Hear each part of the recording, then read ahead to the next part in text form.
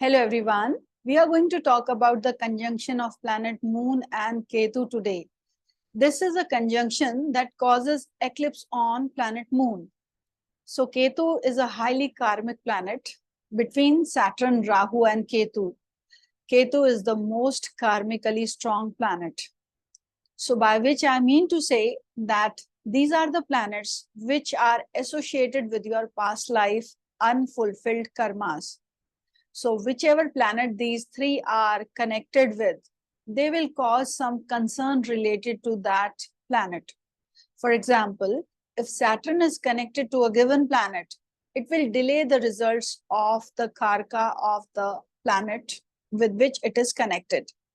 So it will not deny, it will delay. If Rahu is connected to a given planet, it will make sure that you are getting the things related to that planet through some fair or unfair means.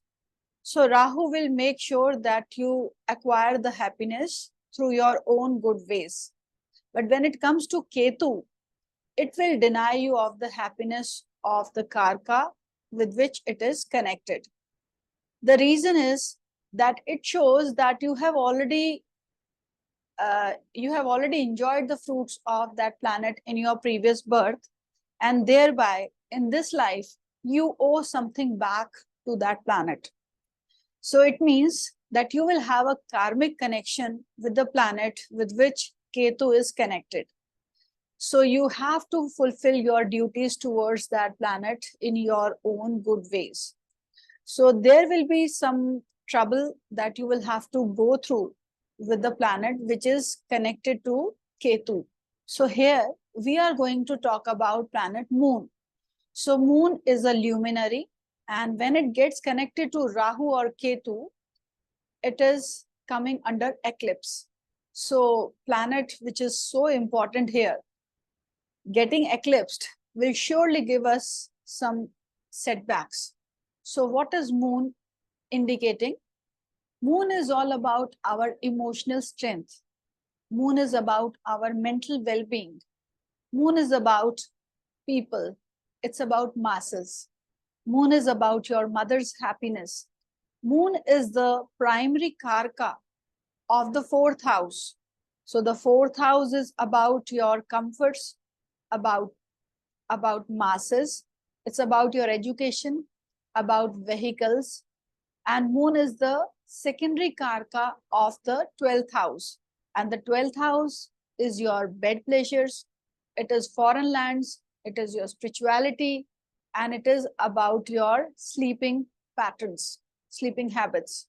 So when Moon becomes eclipsed, the person's mind will never be at comfort.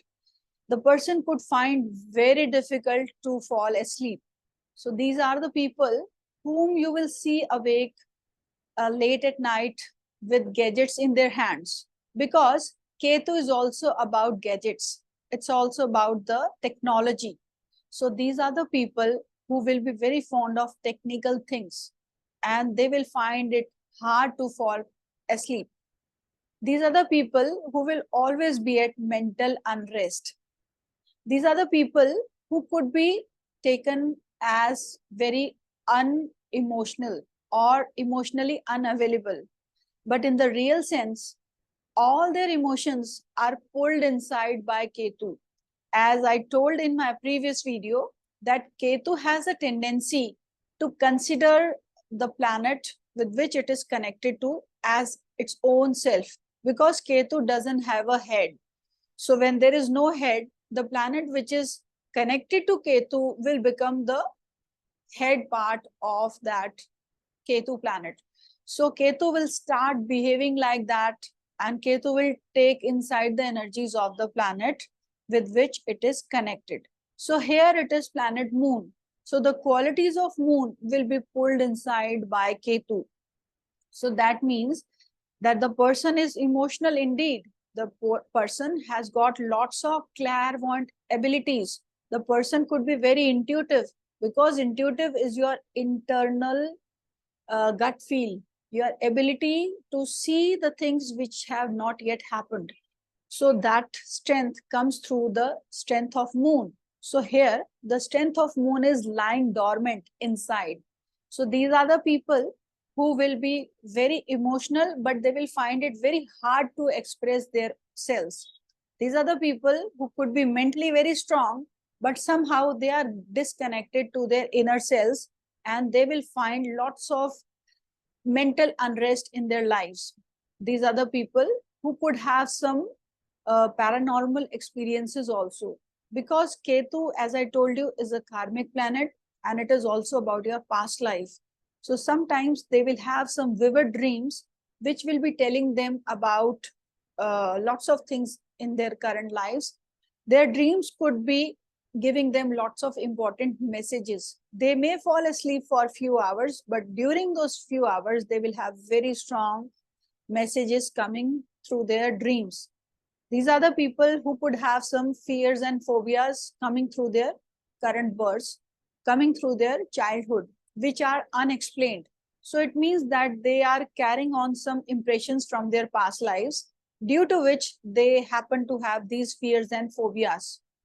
These are the people who could be very, very spiritual also.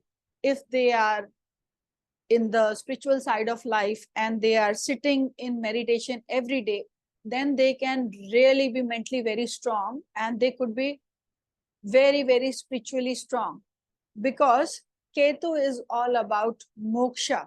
These are the people who want to acquire moksha. They are running after somebody, some guru who could give them that moksha, or they can teach them ways to attain enlightenment. So friends, moon will make you mentally very, very, you can say, cut off from the world. You will find it very difficult to connect with people, and you could be very clairvoyant. So friends, in this case, sometimes moon is sitting in its own sign. So moon sits in the sign of Cancer, then moon becomes very strong. When moon is in Cancer and it is connected to Ketu, so Ketu can do minimum harm in this case. So by working on your inner mind, by strengthening your mind, you can capture the negative side of Ketu in this conjunction. Now, there is another condition where moon is in the debilitation sign of Scorpio. And in that sign, Ketu is exalted. So what will happen? That the person can turn spiritually very strong, and he is able to reverse the damage done by the debilitated moon.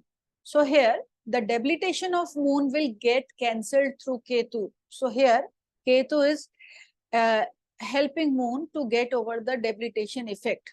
So in fact, when moon is debilitated, the person becomes very weak in all the things related to planet moon.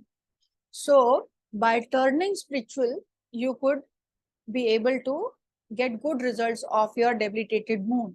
Friends, it is a asset for the people who are into healing side of life, who are doctors, because you become a doctor when your moon is very weak. Only then you can feel the pain of others. So you become very sensitive. So when moon is weak, it is an asset for the people in the medical industry. Now there could be a third condition where moon is exalted in the sign of Taurus. In that, Ketu becomes debilitated.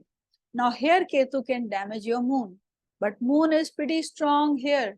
So again, by working on your moon, by working on your strong will, you can overpower the negative side of Ketu. So friends, sometimes these conjunctions are not bad. For example, if Ketu is sitting with moon in the sign of Pisces or in the sign of Sagittarius, then it can make you very clairvoyant. It can give you lots of mystical experiences. But if you are unattached with your inner self, then this conjunction can be very harmful for you. These people could be host to foreign bodies also. So all the negative energies, or you can say paranormal activities, can you could be host to these things. Sometimes the mind becomes so, you can say, demotivated, so disturbed, that they can even try to become suicidal. They can fall into depression. So it is that harmful, but there is always a way.